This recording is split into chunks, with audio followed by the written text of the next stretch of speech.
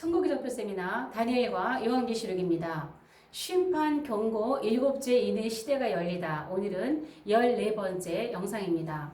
같은 메인 주제를 가지고 이렇게 긴 시간 강의가 계속되어지는 이유는 일곱째 인 시대 안에 일곱 나팔과 일곱 대접의 시대가 열리기 때문입니다. 그래서 제 영상을 처음 들어오신 분들은 앞에서 먼저 올린 영상들을 재생 목록 들어가셔서 순서대로 차분차분 이렇게 보셔야 저의 강의의 전체적인 흐름을 이해하시는 데 도움이 되실 것입니다. 대접의 사건을 살펴보고 있습니다. 오늘은 두 번째와 세 번째 대접과 관련해서 말씀을 나누도록 하겠습니다.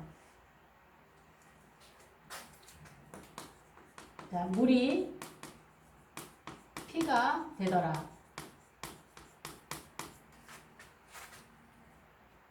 자, 물이 죽었다. 제목이 좀 이쁘진 않지만 물이 다 죽었다.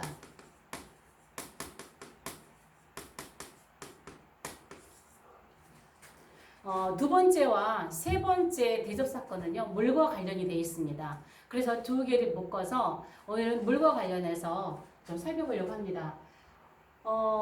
처음 나팔 사건하고요, 나팔 사건과 비교를 좀 해보겠습니다. 나팔의 사건과 대접 사건이 같은 그 코드를 가지고 있잖아요. 그래서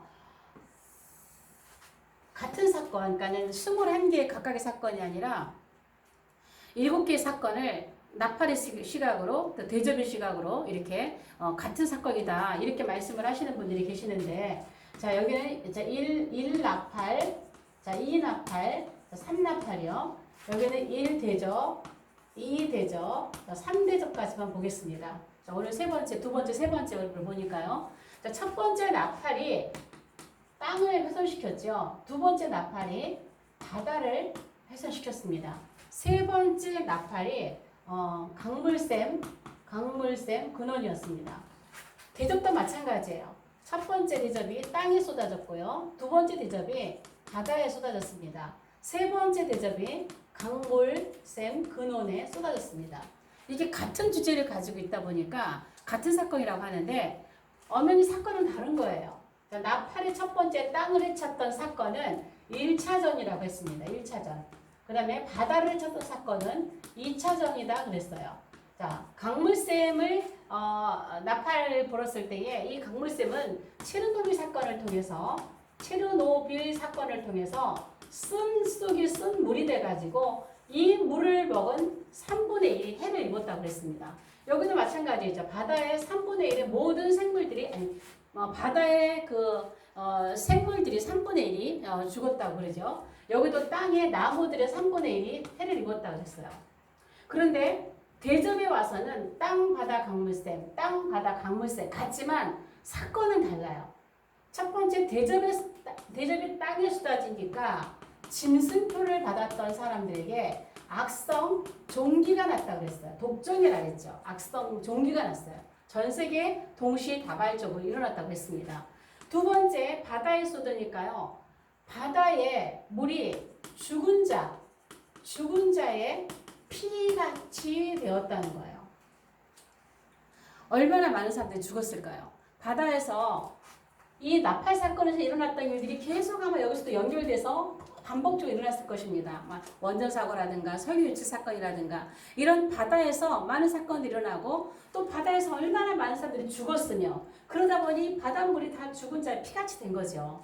여러분, 대접은요, 제가 후 3년 거의 끝에 예수님의 재림을 정말 얼마 남지 몇 개월 남겨놓고 그런 시점에서 대접이 부어질 것이다라고 제가 말씀을 드렸어요. 그 시기가 되면 이렇게 바다의 모든 물들이 죽은 자의 피같이 되어버리는 이런 상황이 된다는 것이죠. 세 번째, 강물샘에 대접을 부으니까 이제는요, 바다의 모든 물이 피가 되더라. 여기는 피는 안 됐어요. 피같이 됐어요. 근데 아예 완전히 피가 돼버린 것이죠. 사람이 먹을 수 있는 물이 없는 거죠. 자, 제가 여기는 지역적이라고 그랬어요. 나팔은. 여기는 전 세계적으로 확산된 동시다발이라고 했어요. 자, 여기는 3분의 1이죠. 여기는 전 세계예요. 여기 바다도 여기 3분의 1이 바다가 바다에 있는 생물들이 배에 3분의 1이 깨어지고 바다의 생물들의 3분의 1이 죽었는데요. 두 번째 대접에서는요. 둘째 대접에서는요. 바다의 모든 생물이 죽어요. 모든 생물. 자, 모든 생물. 여러분 성경을 자세히 보십시오. 두 번째 대접을 보면은요. 이 바다의 모든 생물이 죽어버리는 거예요. 그러니까 전 세계죠. 이거는 전 세계가 아니에요. 이거는. 전 세계가 아니에요. 그 다음에 강물샘이에요. 강물샘인데 이 나팔 때는요. 이 사건으로 인해서 쓴 물을 먹고 그 물을 먹은 짐승이나 사람이나 식물이나 동물이나 그 물을 먹은 3분의 1의 해를 입었어요. 그런데 대접에서는요. 3분의 1이 아니라 전 세계 모든 물이 피가 돼버린 거예요. 우리가 그 수돗물을 먹는 게 바닷물을 끌어다 먹는 게 아니잖아요. 강물, 우리 팔당이라든가 뭐 한강, 이게 강물샘 이런 데를 물을 갖다가 먹잖아요. 그런데 이 강물샘 피가 돼버렸으니 마실 물이 없는 거죠. 마실 물. 마실 물이 없는 거죠. 얼마나 살 수 있겠습니까? 이러한 상황 속에서. 그래서 나팔과 대접은요. 같은 코드를 갖고 있지만 사건은 분명히 다르다는 것을 기억하셔야 됩니다. 나팔의 사건은 인이나 나팔의 사건은 지역적이지만 대접의 사건은 전 세계 동시다발로 일어나는 어마어마한 엄청난 사건이라는 것을 여러분들이 기억하셔야 됩니다. 자 그러면 자 물과 관련해서 오늘 우리 살펴보는데요. 제목을 한번 이 제목을 다시 적어보겠습니다. 물이 다 죽었다. 마실 물이 없다. 뭐 물이 다 피가 됐으니 어떻게 마시겠어요? 그러니까는 제가 대접은 그래서 대접의 사건은요. 사람 사는 환경이 아니다 그랬어요. 여러분 우리가 물을 안 먹고 얼마나 살 수 있어요? 자 보세요. 지구는요 물이 70%입니다. 반대로 땅이 30%죠. 지구. 자 그러면 사람도 마찬가지예요. 사람을 소우주라고 하잖아요. 소우주. 사람도요 물이 70%예요. 그러니까 뼈나 뭐 살이나 땅이라고 할 수 있는 거죠. 땅이라고 할 수 있는 땅이 30%입니다. 갓 태어난 애기들은 90%가 물이라 그러죠. 그래서 물덩어리라 그러잖아요. 그런데 이제 나이가 들면서 이제 물이 줄어들고 그 연세가 들수록 이 물이 빠져나가죠. 그래서 쭈글쭈글 이렇게 수분이 없는 걸 보는데 일반적으로 이 지구와 사람과 같아요. 물이 70%고 땅이 30%예요. 그러면 뭐라는 거예요? 우리가 다 사람이 뭐라는 거예요? 사람이 물이에요, 물. 우리가 다 물이에요. 그래서 우리가 그런 농담하죠. 누구를 물로 보나. 뭐 우리가 물이니까 물로 보는 거예요. 우리가 물입니다. 그런데 또 재밌는 거는 이 생수의 근원이 생수. 이 물은 생명이잖아요. 생명이잖아요. 물이. 근데 이 생수의 근원이 누굽니까? 생수의 근원이 하나님이시죠. 생수의 근원이 하나님이세요. 근데 물로 만들어진 우리는 물이 없으면 못 살아요. 물이 없으면 살 수 없습니다. 그래서 우리가 40일 금식하시는 분들도 물은 드시잖아요. 물론 성경에 물도 마시지 않고 떡도 먹지 않는 물도 마시지 않고 떡도 먹지 않고 40일간을 기도한 사람들이 계십니다. 그러나 우리는 일반적으로 사람이 물덩어리이기 때문에 물이 없으면 살 수 없어요. 그런데 지구의 물 70%가 피가 됐어요. 모든 물이 피가 됐다 했으니까 70%가 물이 됐으니 몸의 70%가 물로 되어 있는 사람이 마실 물이 없으면 얼만큼 살 수 있겠냐는 것이죠. 여러분 두 번째 대접이 부어지는 이 시점을 여러분이 얼만큼 이 끝이 주님 재림 거의 얼만큼 끝에 이 사건이 일어난지를 여러분이 생각하셔야 돼요. 그래서 제가 앞에서도 그런 말씀 드렸잖아요. 2300주야와 관련해서 아마도 어쩌면 7개월 정도 남겨놓고 대접이 부어지는 게 아닐까. 그리고 첫 번째에서 두 번째 대접 기간이 어쩌면 길 수도 있습니다. 그것이 뭐 3, 4개월 될지 얼마 될지 그 종기를 나야 고통을 당하고 진짜 혀를 깨물면서도 하나님께 회개하지 않고 하나님을 비방하는 그 시기가 어쩌면 몇 개월 갈 수도 있어요. 뭐 3, 4개월 갈 수도 있고 4, 5개월 갈 수도 있어요. 그러나 물이 없는 상태에서는 얼마나 갈 수 있겠습니까? 그래서 아마 두 번째, 세 번째 이렇게 대접이 부어지면서 다섯 번째는 아예 짐승의 왕자에 부어지는 걸 볼 수가 있죠. 그래서 이 시점은요, 굉장히 주님의 재림을 가까이 앞두고 이것이 이 대접이 부어지고 있다는 것을 우리가 알 수 있습니다. 생명의 근원인 물을 마실 수가 없는 시대입니다. 우리가 그 좋은 물은 답은 알고 있다라는 책이 있잖아요. 좋은 물은 그 육각수라고 그러지, 육각수. 좋은 물은. 근데 그러니까 칭찬받고 그렇게 감사해, 고마워, 사랑해 이러한 말을 받고 듣고 살아온 이 물들은 육각수로 굉장히 물이 살아있는데 생명체라고요. 살아있는 그러한 물인데 모양도 예쁘고 육각수인데 좋은 물인데 너는 미워? 너 왜 이렇게 못생겼니? 야, 너 진짜 나쁘다. 너 미워? 이렇게 소리를 듣고 있던 물은 파괴됐다 그러죠. 그 형체의 사진을 보면 굉장히 흉측하게 일그러져 있는 것을 볼 수 있거든요. 마치 이 물들이 그렇게 된 거예요. 다 파괴된 거예요. 그런 물은 사람들에게 생명을 줄 수도 없는 그런 물이죠. 근데 저는 두 번째, 세 번째 이 물이 이렇게 파괴되는 걸 보면서요. 그냥 예전에는 그냥 대접의 사건이 부어지면 그냥 땅에 사람들이 해를 입었구나. 바다가 이렇게 됐구나. 강물 샘이 다 이렇게 다 마실 물이 없게 피가 되고 이렇게 됐구나. 저는 그냥 이 정도 생각을 했었어요. 그냥 이 정도까지. 마지막 심판이고 끝에 이런 사건들이 있구나. 그런데 제가 이 세미나를 하면서 에스겔서를 쭉 읽는 중에 에스겔서에 물이 여기 다 죽었잖아요. 제가 물이 죽었다 그랬잖아요. 두 번째 대접, 세 번째 대접에서 물이 다 죽었어요. 그런데 물이 되살아난다는 말씀이 있어요. 물이 되살아난다. 물이 되살아난다라는 그 말씀을 제가 어디를 보면서 봤냐. 에스겔 47장 9절을 보면요. 바닷물이 되살아나요. 바닷물이 되살아난 어느 날 에스겔서 세미나를 준비하면서 항상 말씀을 이제 계속 반복해서 읽는데 에스겔서도 쭉 읽죠. 항상 읽다 보는데 바닷물이 되살아난다는 말씀이 이렇게 딱 눈에 띄면서 이게 언제 죽은 물이지?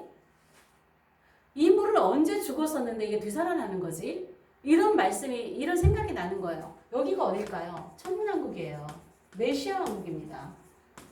무천년주의를 지지하시는 분들은 이해할 수 없는 말씀이죠. 에스겔서 47장에 성전에서 물이 나와. 성전에서 물이 흘러나와서 쭉 흐르면서요. 이 물이 흐르는 곳마다 이 물이 흐르는 곳마다 바다가 물이 다 되살아나요. 그래서 저는 의문을 가진 거예요. 이게 언제 죽은 건데 여기서 다시 살아나는 걸까? 여러분 그런 생각들을 하죠.